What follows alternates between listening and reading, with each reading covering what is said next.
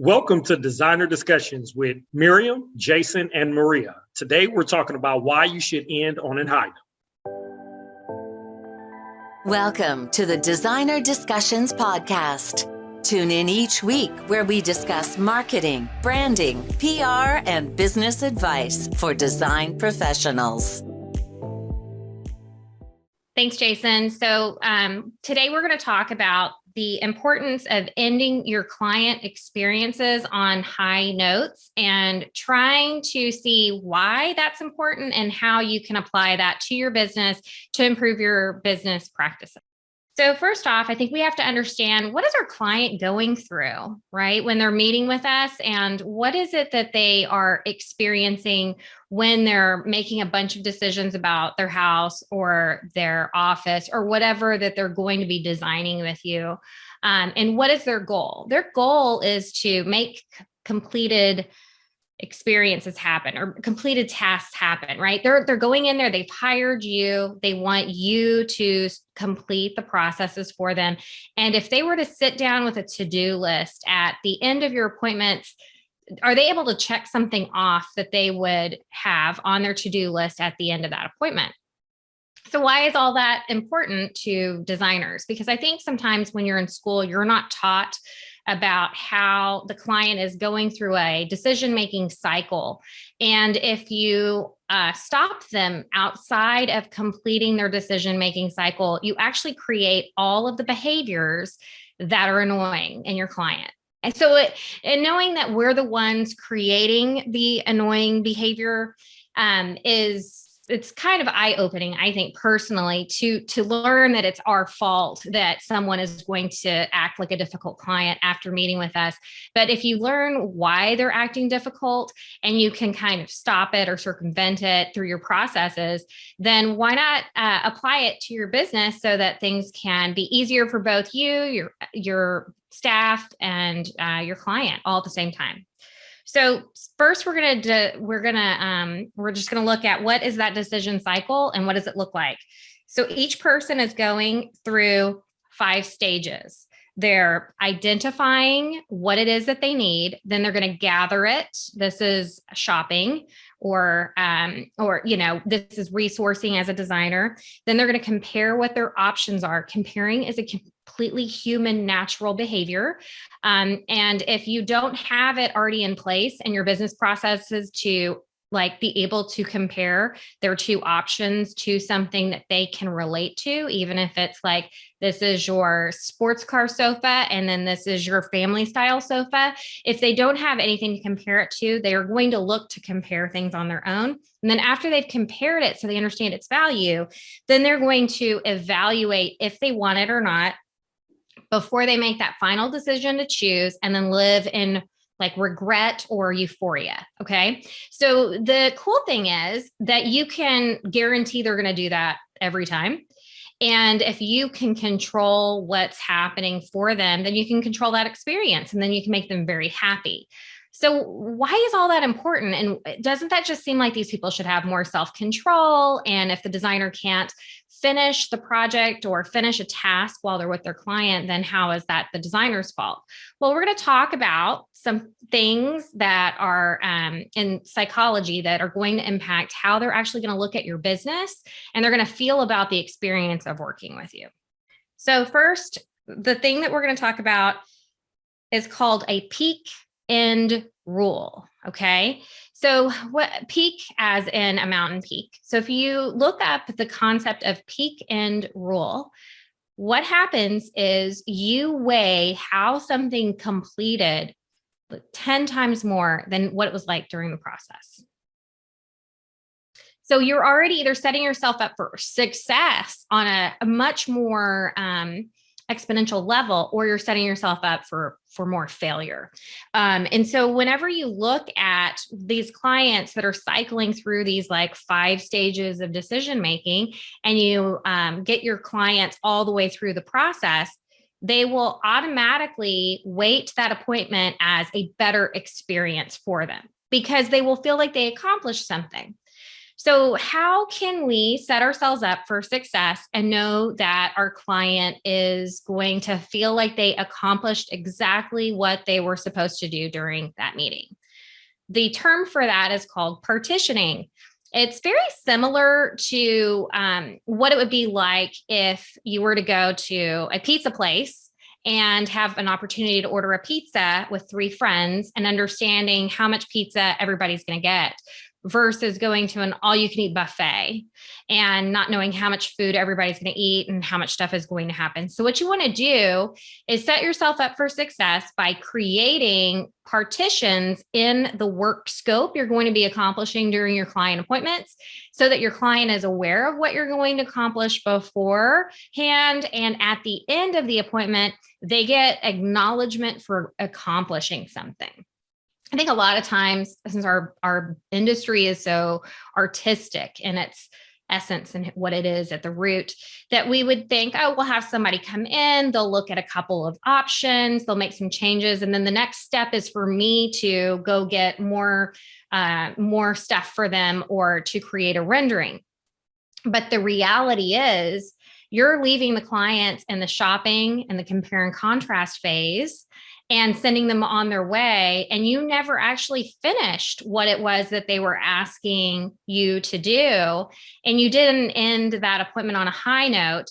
And then whenever you don't finish that appointment on a high note, you're going to see the hunting and gathering behavior of a client who's never even met with you and is looking at all their other options without you present. And so all of these little behaviors that as designers, we find annoying, it's difficult, it just adds to the client management and the scope of the work that we're going to have to do, can sort of be nipped in the bud if you start to look at, why is this peak end rule important? Like, why is it that if I get them 10 times more satisfied with their selections because they completed at the end of the appointment, because they were being set up to make a completed task happen before they walked in the door, versus allowing a longer, broader timetable between appointments to go back, do more work for them, and then leave them hungry and wanting more. It's just like having them come in, get appetizers and a drink, and then saying, sorry, I'm not going to be able to feed you today. That rendering is going to take a week to get done. And no dessert for you either, right? So you want to start looking at your whole design menu like a meal, and you want to be giving your client a full meal. You want to be giving them an opportunity to have a little dessert at the end of each one of their appointments. Just like your installation is going to be this huge dessert for them, right? That's why these one-time install projects where your client just shows up, everything's there, is so amazing. It's so dramatic. It's so satisfying. And if you piecemeal a design project, you're never going to get that super excited, elated, satisfied client experience for them at the end of the project. And you may never feel that super elated, satisfied phase of the project either. And that may even impact how burnt out you might feel in your job and when you're working with people, because you aren't set up for that big, satisfying experience where the client is really happy. When we talk about this, like peak end rule, how do you partition your client appointments? What are some things that you can do that can actually change or impact your client appointments in a positive light, right? So number one, let them know what they're going to accomplish before they come in. Number two, one of the things I do, I have this as my as a freebie on my website on Design Appy. If you want to get them and download them, I have every page is the selections for a room for a house.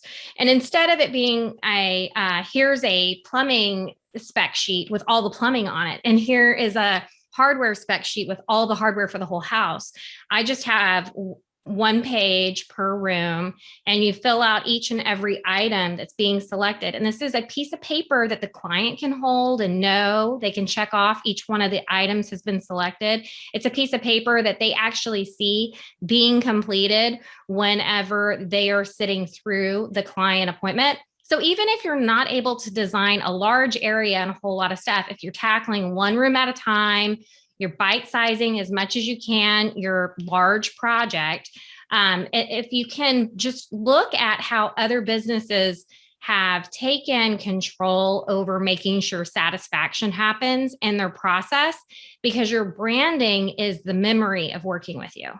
And so you're going to want to trigger the high notes as many times as you can so that your client is a raving fan of not just your designs, but your process and what it was like to work with you. So Jason, one of the ways that we talked about in the past, I know with Kimberly Sunt, about how you can add a high note to your website is super interesting. Can you talk to us a little bit about that? That's a good point, Maria. And what we have instituted is once we sign up a new client, we do a video just to welcome them to our team. And it's, a personalized video. We usually do a little research on them, either on LinkedIn or Facebook, on the social media, to let them know that we're happy to have them here. And we acknowledge that this is a big investment and that we're here to make sure that everything gets off to a great start and that we're going to crush it for you on your marketing efforts. And then that actually leads into going over, the virtual onboard and then meeting with the team. And that helps to get the client off to a good start, because the personalized video, they have not received that from others in other aspects, whether that be vendors that they work with, contractors or whoever. And so that personalized note helps them to give us just a little more leeway if we happen to mess up down the line, because something always happens. Something always happens. So that's just that little extra niche that we say, like how we used to say in the old days, we used to have brownie points. So that's just a little extra brownie point that we can have at the end of the day that helps us. So if any issues happen, they remember, well, you actually have good customer service. And even though you had these issues here, that little extra gives us leeway for any issues that may happen in the future. Like in PR, when you work with the media, when you get the coverage, it's obviously very nice to go say thank you for having been included. And you want to keep it short though, and relevant, because journalists are very, very busy and they don't want you brown nosing them. It's all about efficiency and you helping them, but saying thank you in a nice way, I think is a good idea. It's just a quick email, and don't send them flowers or go crazy, but just like just acknowledge that you appreciate what they've done for you, and they'll remember you more next time. That's it. Yeah, I know. I mean, it's not a big, complex conversation. It's just the idea that we don't. I love your room by room lists. So that makes so much sense. That makes it's so just much sense. Because too, whenever you show them how many things they have to decide or what all needs to be done before the end of the appointment, they stay on task and they understand that you're the lead, that you're in charge. And it's really not, they can't take you astray, because it is a piece by piece list that they have to they have to follow along.